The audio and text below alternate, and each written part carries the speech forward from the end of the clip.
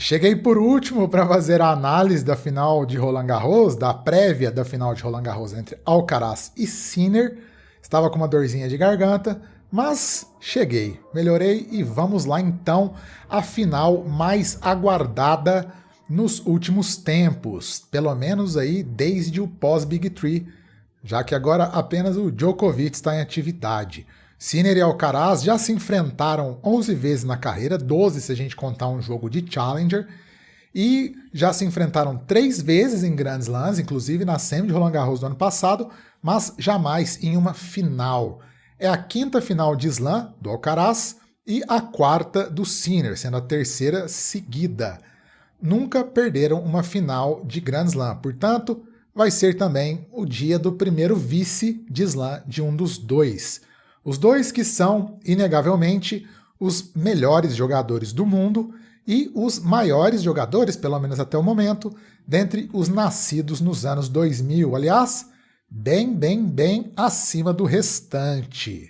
Então vamos traçar aí uma perspectiva, passar um pouco por como jogam os dois, como são os enfrentamentos entre eles, como deve ser, né, taticamente esse jogo, e por fim as circunstâncias, né? O momento vivido por cada um, principalmente aí no Aberto da França de 2025. Vamos começando com o Carlos Alcaraz.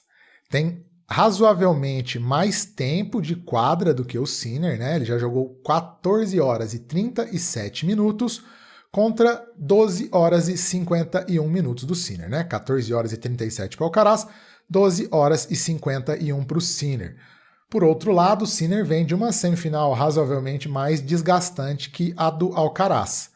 O Sinner jogou 3 sets bem duros contra o Djokovic, já o Alcaraz jogou 3 sets também, um pouquinho do quarto, mas o Lorenzo Musetti acabou lesionando no meio do terceiro set, desistiu no quarto. Foi uma semi um pouco mais leve do que deveria ser, né? Já que creio que tinha tudo para ser um jogo, Musetti e Alcaraz, de quase 5 horas pelo andar da carruagem até o tie-break do segundo set. Outra questão, né?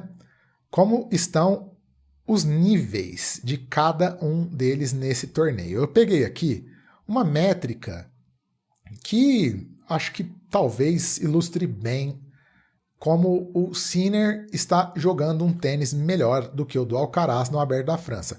Não que o Alcaraz esteja mal, já que ninguém chega na final de Roland Garros jogando mal, né? Mas o Sinner, ele tem crescido de nível desde, né, de que ele voltou da suspensão do doping em Roma, né? Seguinte, o Sinner no torneio, de acordo com as estatísticas oficiais, tem 186 winners e 114 erros no torneio, que dá 1,63 winners para cada erro. Já o Alcaraz, que joga mais no risco, faz mais winners e também mais erros, tem 242 winners, 189 erros não forçados. 1,32 winners para cada erro. Também um ótimo número, né? Se a gente levar em conta que a maioria dos tenistas não consegue passar da média de 1, né? De fazer mais winners do que erros não forçados. Então, primeiro ponto, na minha opinião, o Sinner está jogando melhor no Aberto da França. Agora vamos aos estilos de jogos de cada um e ao match-up, né? Como é o enfrentamento, qual estilo ele se sobrepõe ao do outro. Sinner, jogador de ritmo, tenista que gosta de impor-se, né, como um relógio acelerado sobre o adversário, né? Acelera dos dois lados demais, joga plantado ali, plantado não, né? Joga próximo à linha de base, buscando entrar na quadra e abafando o adversário, sufocando o adversário. Não é um tenista que varia muito, mas ele acelera tanto, que ele acaba não precisando variar tanto, ainda que ele esteja cada vez melhor aí nos slices, chegada à rede, arriscando até umas curtinhas. Mas a base do jogo do Sinner são as bolas neutras, né? Aquelas bolas em que você não corre risco. Mas as bolas neutras do Sinner, elas têm as características, né?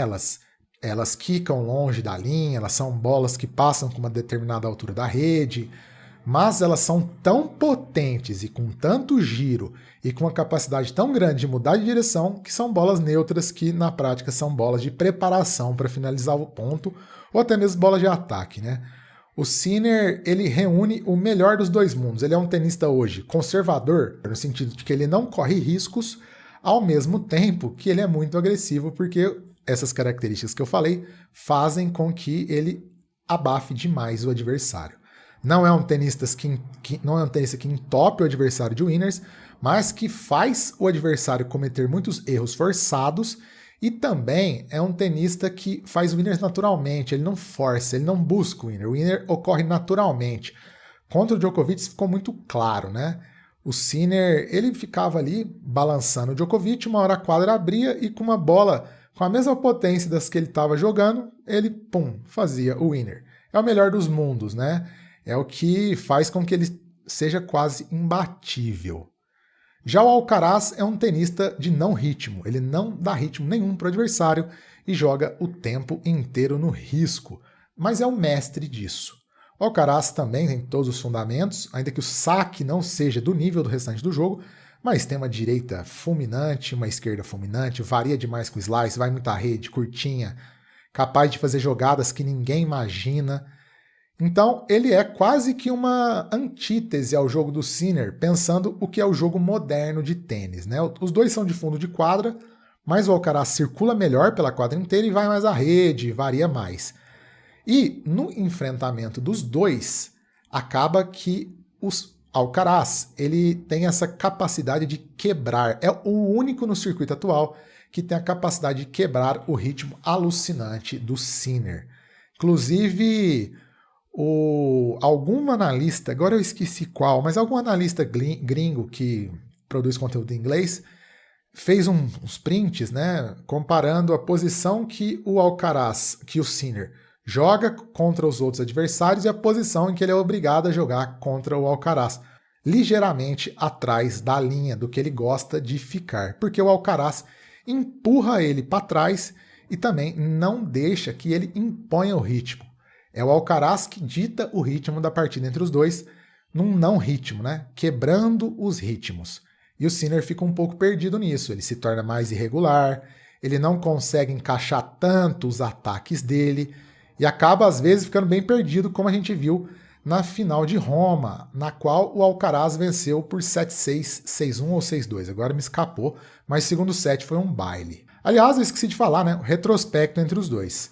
7 vitórias para o Alcaraz, 4 para o Sinner, sendo que o Alcaraz venceu as últimas 4 e também venceu as últimas 2 no saibro, semifinal de Roland Garros ano passado, final de Roma esse ano.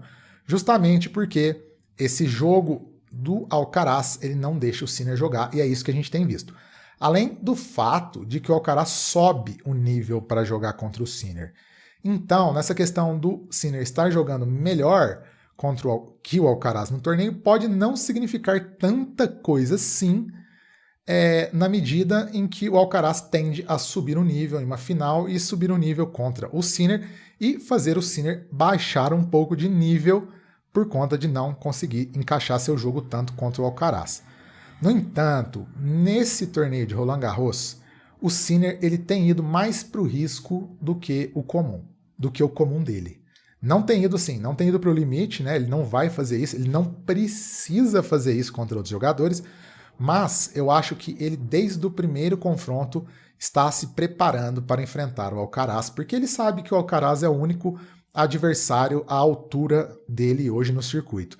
Não à toa, né, o Sinner tem quase 50 vitórias seguidas contra outros adversários que não se chamem Alcaraz. Desde do Canadá, no ano passado, em agosto, que o Sinner perdeu para o Rublev, ele não perdeu para nenhum tenista mais que não se chamasse Alcaraz. Acho que são quase 50 vitórias e 3 derrotas para o Alcaraz e mais nada. E o Sinner tem jogado nesse Roland Garros, na minha visão, preparando-se para um embate contra o Alcaraz. Por isso, ele tem ido mais para o risco. E eu acredito que amanhã ele vai tentar ir mais para o limite do que ele tem feito. Eu acho que ele vai atacar mais a devolução, ele ataca bastante, mas eu acho que ele vai mais para o risco. No saque ele consegue se impor, mas contra o Djokovic ele não acertou bem o primeiro saque, ele teve menos de 50% de aproveitamento no primeiro saque. Se acontecer isso, ele está na berlinda contra o Alcaraz, mas eu acredito que ele vai continuar forçando o saque e vai tentar definir os pontos mais rapidamente do que de costume, ou pelo menos agredir mais rápido. Claro que o caminho contra o Alcaraz inevitavelmente é evitar o máximo possível de fazer ele bater bolas parados com o forehand, né? Porque se sobra o forehand para o Alcaraz bem posicionado, é caixa. Mas também quando ele está em movimento costuma ser caixa. Agora, por fim, o aspecto mais importante do Alcaraz, que eu esqueci de falar, mas é o mais importante, é que ele é extremamente rápido e quase imune a winners no saibro. É muito difícil finalizar o ponto contra o Alcaraz no saibro. Fiz um outro vídeo que está aqui no card, analisando a média de winners que os tenistas dão contra outros tenistas e contra o Alcaraz. Todos dão muito menos winners e cometem mais erros forçados. Por quê? Porque o Alcaraz está sempre obrigando, ele está chegando em todas as bolas, sempre obrigando o adversário a bater mais uma bola, e não qualquer bola, né? O Alcaraz ele já se defende contra-atacando. Dificilmente você vê o Alcaraz fazendo uma bola de defesa. Ele já faz uma bola de contra-ataque, mesmo em bolas que vão no limite. Isso também prejudica um pouco, não só o Sinner, né? Qualquer tenista do mundo. Então, resumindo até agora, o Sinner vem num momento melhor dentro de Roland Garros, mas o Alcaraz leva a vantagem no encontro de estilos. E, por fim, uma vantagenzinha para o Alcaraz é que ele é mais vitorioso no saibro, eles têm um retrospecto muito melhor que o Sinner no saibro, já que o Sinner nunca conquistou um grande título na terra batida. Isso é, em tese, um trunfo. O piso, em tese, é um trunfo pro Alcaraz, né? A bola fica ainda mais difícil de morrer, é mais difícil ainda matar o ponto contra o Alcaraz no saibro, é quase impossível. E então a gente chega na conclusão, né? Matchup, encontro de estilos, favorável pro Alcaraz. Momento, melhor pro Sinner. E piso, melhor pro Alcaraz. Então, no frigir dos ovos, como dizem aqui em Minas, creio num favoritismo muito leve do Alcaraz, coisa de 52-48. Eu prefiro, já falei várias vezes, né? Eu prefiro o jogo do Alcaraz, acho um jogo mais legal, mais bonito, mais vistoso, dá mais prazer de assistir, ainda que, obviamente, o Sinner seja um monstro sagrado. Então, eu tenho uma leve torcida pro Alcaraz, né? Não consigo torcer assim demais nesses jogos, mas uma leve torcida. Porém, eu sinto que, apesar desse favoritismo do Alcaraz, eu acho que chegou a hora do Sinner derrotá-lo. E eu tenho aí uma... Em Roma eu meti o palpite 2-0 para o Alcaraz e acertei. Agora eu tô sentindo um 3-1 para o Sinner. Vamos ver. Live no canal amanhã, se eu tiver bem de saúde de garganta. Deixem o like, se inscrevam no canal e ativem o sininho das notificações. Valeu!